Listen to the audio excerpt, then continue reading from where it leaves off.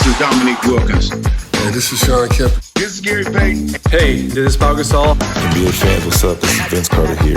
Hey, what's up? This is Matt Barnes. If you're an old school NBA fan like I am, make sure you check out the Basketball Time Machine with my man Sean David.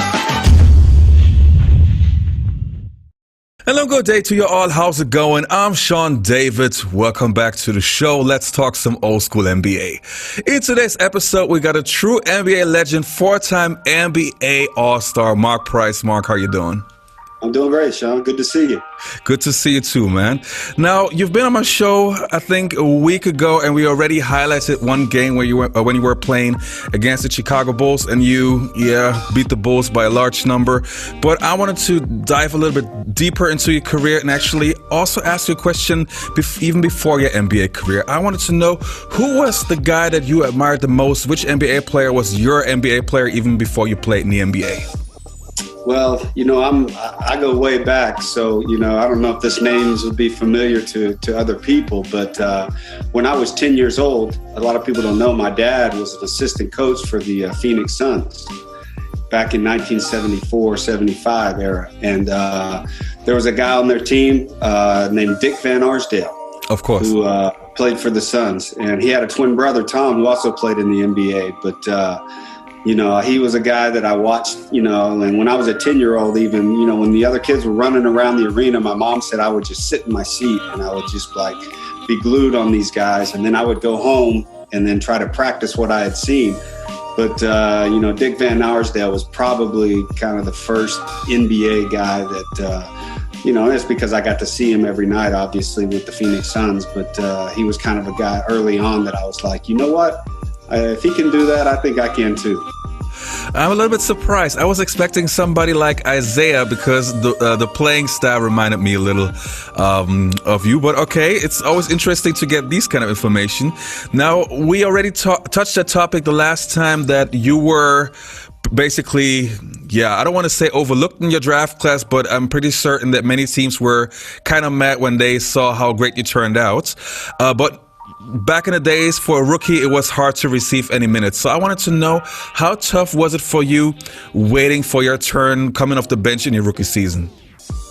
Well, it was a big learning curve. I had a veteran guy on the Cavaliers named John Bagley, who was a good player and had been around the league. And so, I was just always a student of the game. It didn't matter what my situation was. And so I just tried to learn as much as I possibly could and take advantage of the minutes.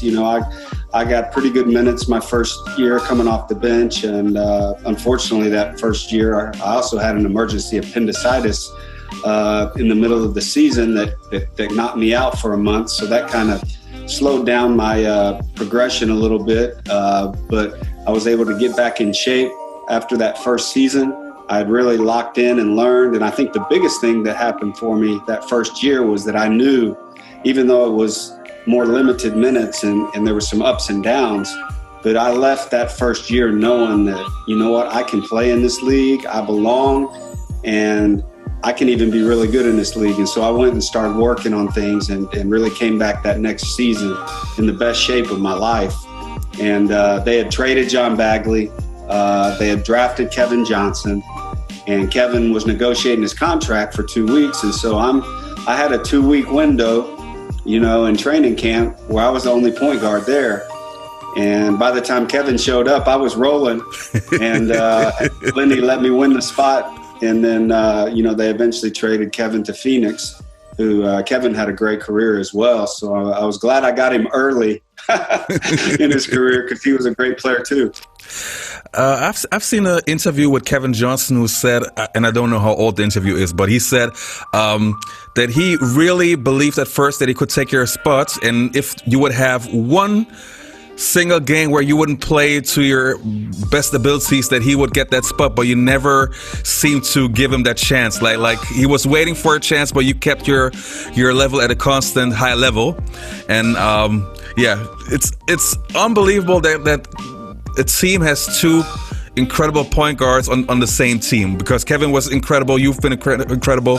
Just to imagine if he would have stayed, maybe the Cavs would have had a chance to work something out, playing with 2 point guards, the same rotation that you had with Ron Harper. I think you and Kevin could have played well alongside each other.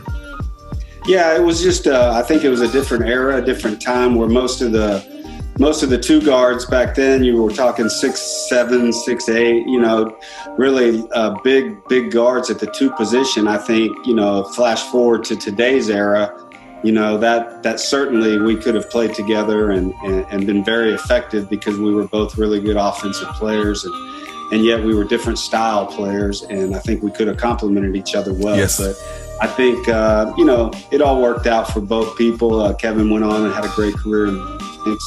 You know, I was able to make my run in Cleveland, and so it worked out well for both of us. Now, in your second season, when you became a starter, you basically played on an all-star level already. I wanted to know, from all the point guards that you played against at that time, let's say in the mid-'80s, who was the one guy that you felt was your toughest matchup?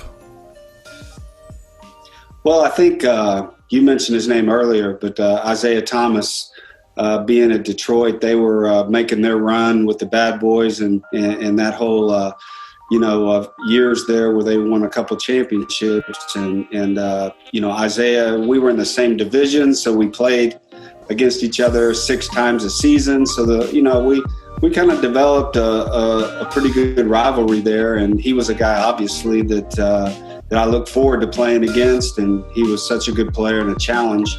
Along with, you know, I mean, every team had a great point guard. I mean, it's the NBA, but, you know, I think Isaiah was the guy at that time that was somebody that I looked up to as a player, and really, you know, wanted to play well when we played against them. Now, back in the 80s, we had some of the greatest rivalries in NBA history. Actually, there were so many great rivalries. I wanted to talk a little bit about the Boston Celtics and Larry Bird, because they also been in the Eastern Conference at that time. And doing my research, I actually saw that you had some great shootout nights with Larry Bird.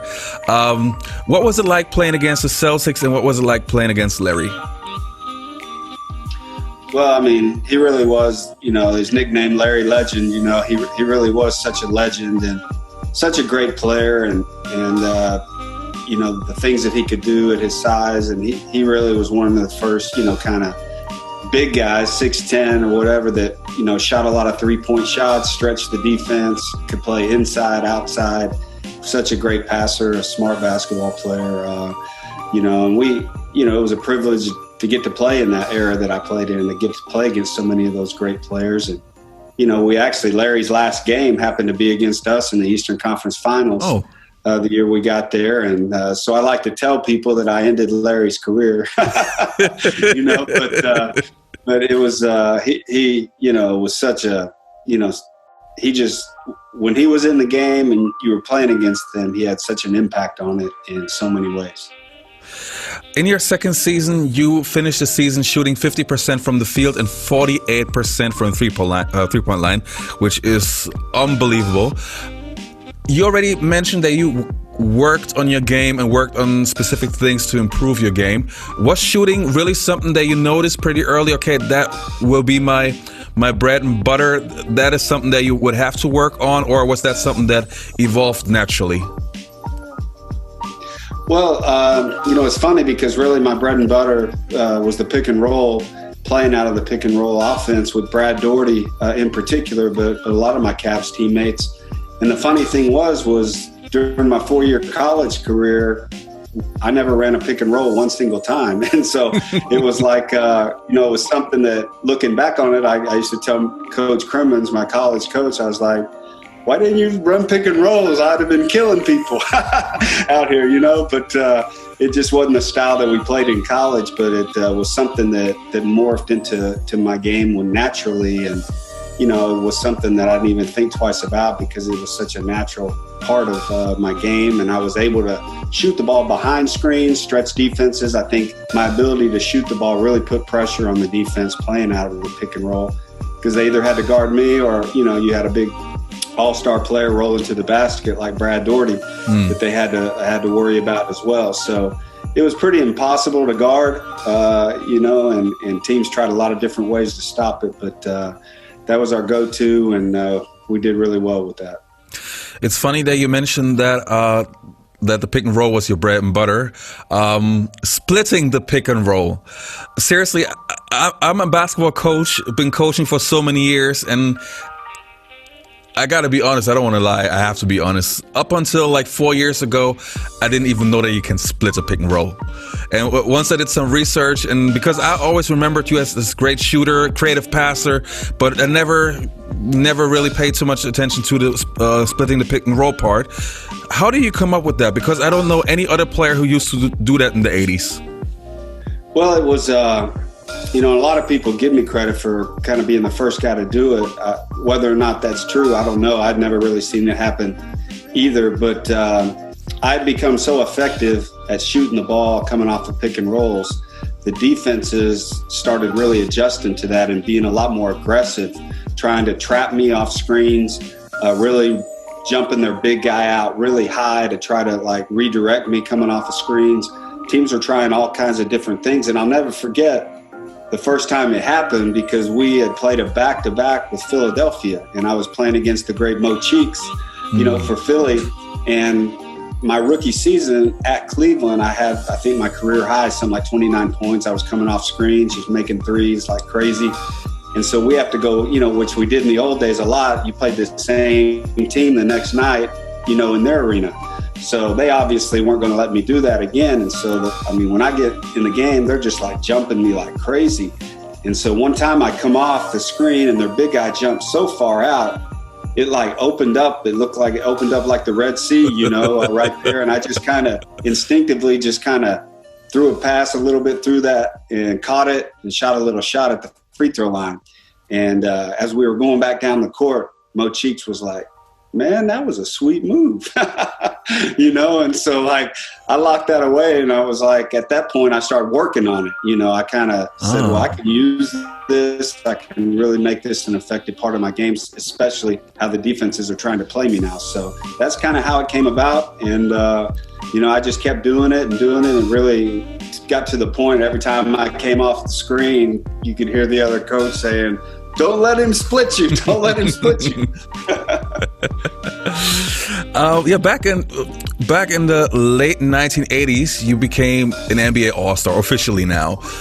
Who were you excited about the most to play with him? Like, was there a certain player where you were like super excited, like, hey, I'm playing with this specific person? Well, it was just, it was so much fun. Like I said, I played in such a great era. There were so many great players. Obviously guys like Larry Bird. In the Eastern Conference, you had, when I first got in the, Julius Erving, guys like that. And of course, the rise of Michael Jordan. He was starting to make his rise. Charles Barkley.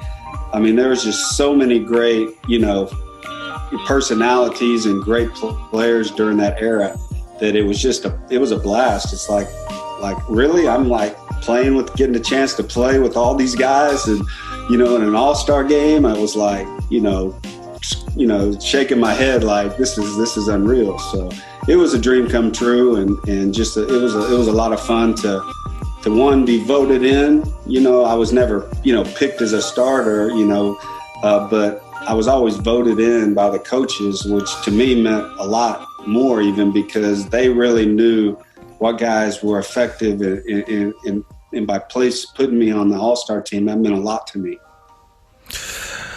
Back in 1991, the Dream Team is selected. Do me a favor, in all honesty, were you disappointed that you weren't on the team? Well, of course. Obviously I felt like I was good enough to be on that team, but there's only so many guys, that can be on one team, and obviously you can't. Other than the one college player and Christian Laettner, you can't really pick a guy off of that first Dream Team and say, hey, they didn't belong. There's several, a lot of the guys like myself that were eventually picked for Dream Team too. Could have all made a case for being on that team as well. But No, I mean, it is what it is. I mean, I have great respect for all those guys that were on that team. And like I said, I mean, it's just weren't enough spots for everybody. Yeah, very true. But you've been on the U.S. team in 1994, weren't you? That's correct. Yeah. Basketball historian, yes. Now, one sad part about your career was that you had to battle many, many injuries. Same happened to your Cleveland Cavaliers teams. Brett got hurt. Ron got traded. Okay, different situation. But it seemed like players that get drafted with the Cavs at that time always had some injuries to battle. But looking back, who or what team do you think was the best Cavs team that you played on? No question. I think that the team that gets a lot of storyline because the year Michael hit the shot was really a first round series that season, and I really felt like we were a contender to win the whole thing with Ron Harper at the two guard, Brad, Larry Nance. We had Hot Rod Williams, Craig Elo that were coming off the bench. We were really deep, and unfortunately, injuries hit us at the wrong time. Most people don't realize that the first round series back then were just 5 games. And so it was a little bit easier to pull an upset. And, you lose one game you shouldn't. It can put you in a bind. And we had actually beaten the Chicago Bulls that year 6 times. And we were just a dominant team. And I had pulled my hamstring. I wasn't even able to play in the first game of that series. And Chicago stole that game in Cleveland. I then came back and played the last 4, kind of hobbled, but we were still able to get it to that 5th game, beat Chicago in game 4 in Chicago to bring it back to Cleveland. And then Michael, of course, hit the shot. It was an unbelievable series, but I really believe that team was probably our best team. And then after that season, of course, the infamous Ron Harper trade that sent him. And I felt like once we lost Ron, because he was that one kind of slasher type, athletic player that could just take it and get you a bucket, at the rim. We had a lot of really, really good pieces, but we really missed the kind of player that he was. And he fits so well with our roster and with me in particular in the backcourt. Yes. So after that, we were always very good and very competitive still, but we didn't quite have that piece to get us over the hump. I agree. Also my favorite Cavs team. So we're definitely on the same page. Now, since your retirement, you've been pretty busy. You've been coaching, and I actually was wondering, are there any plans on returning to coaching? Because with the way the game's played today, who would be a better coach for today's game than you? Well, I obviously love teaching the game. I've been coaching, for a long time now. This year, I haven't been with the team. It's been a little bit with all the craziness of COVID and just the cancellation of the season and then the bubble thing and all that. So I've just kind of been sitting back from afar, kind of watching things, what's happening, and just waiting to see what opportunities are there next year. But I definitely still have a great passion for the game and love teaching the game. And if the right opportunity presented itself, I certainly would be interested in getting back into coaching again. What about working for the Cavs? Because I personally feel like there are certain players, when you hear the name, you always have them in your mind with one specific team. And to me, it just feels natural that certain players should be coaching or at least working for a specific type of club. You are a 100% Cleveland Cavalier. So were there ever any thoughts about coaching for the Cavs? Well, I love the Cavs organization. They know that. I mean, the city of Cleveland knows. I mean, like you said, anybody that ever associates me with the NBA, always associates me with the Cavaliers. My jersey's hanging in their rafters. Yes. So I have great fondness for the Cavs organization. Obviously, anytime if an opportunity presented itself to come along and work with the Cavs organization, and I would certainly be thrilled to have that opportunity. But we'll see. You never know what'll happen down the road. But you know, that relationship I've always kept close there. The fans in Cleveland, we've always had a really, really, really special relationship. And I love the city of Cleveland and the Cavs organization. Dear Cleveland Cavaliers, be smart. I'm already helping you here, okay? Now, Mark, before I let you go, a current project of yours. Actually, I was super happy to find out how the project turned out and how your t-shirts looks. You have a t-shirt project. Can you tell us something about that project?